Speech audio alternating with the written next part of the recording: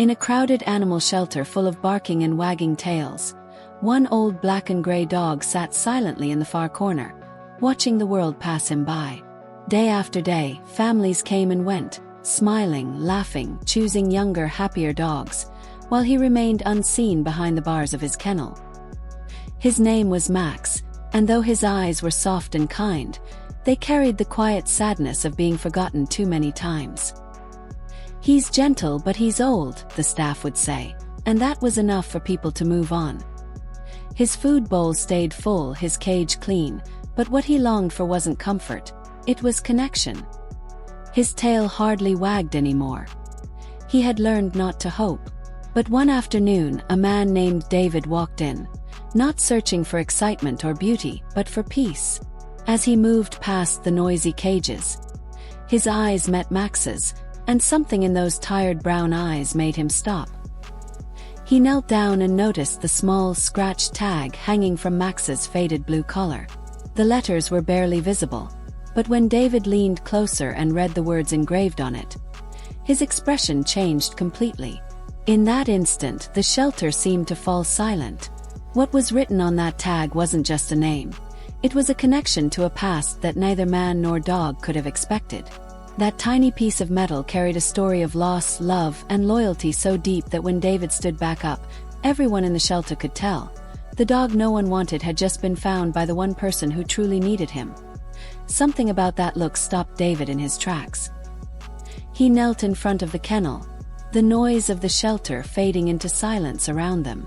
Max lifted his head slowly, his tired eyes locking with David's, and with a soft shuffle forward, he pressed his nose against the cold metal bars as if searching for warmth through them.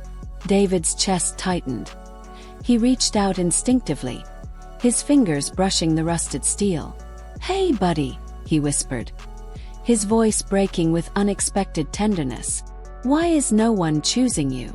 Max leaned closer, soaking up the rare touch as though it were sunlight. Then David's gaze dropped, catching the faint glint of a scratched metal tag hanging from the dog's faded blue collar. He squinted, curiosity turning to confusion as he gently turned it between his fingers. The engraved words were faint but readable, and as he read, his breath caught in his throat. "If you're reading this, I am no longer here. Please give Max a good home. He was my best friend." David froze, his hands trembling as the weight of those words sank in. In that instant, Max's quiet sadness made perfect sense. He hadn't been abandoned, he had been mourning. The shelter worker stepped closer, voice soft and solemn. "We found him wandering after his owner passed away. No one came for him." David's eyes filled as Max pressed closer against the bars, as if silently asking, "Will you be the one?" In that fragile moment, the world seemed to hold its breath. David imagined the years of loyalty, the loss, the endless waiting. He could feel the love this dog had once given and the heartbreak that still lingered in his eyes. The worker began to say something about old dogs being too much trouble, but David shook his head before she could finish. His voice was firm yet gentle. "He's coming home with me." His eyes never left Max. "He isn't trouble," David said softly. "He's just waiting for someone to believe in him again." Slowly, he reached through the bars, and Max pressed his head into David's palm, closing his eyes as if remembering what kindness felt like. For the first time in months, Max's tail gave a faint, uncertain wag, a fragile spark of hope reborn. That tiny gesture brought a smile to David's face and tears to his eyes. "I'll take him," he said firmly. "He deserves to be loved again. If no one else wants him, I do." The shelter worker's expression softened, and moments later the paperwork was done. When the kennel door opened, Max stepped out cautiously, as though afraid this was just another dream. But when David clipped the leash to his collar, Max looked up with trust shining in his eyes, ready to follow his new friend home. At David's house, the old dog walked in slowly, sniffing every corner, hesitant but curious.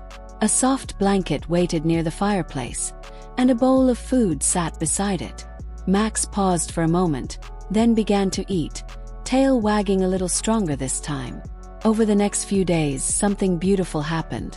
The dog who had once sat silently in a cold shelter now followed David everywhere, lying at his feet as he read, resting his head on his lap during quiet evenings, and curling up beside the bed each night with a sigh of peace, as if saying, "I'm home."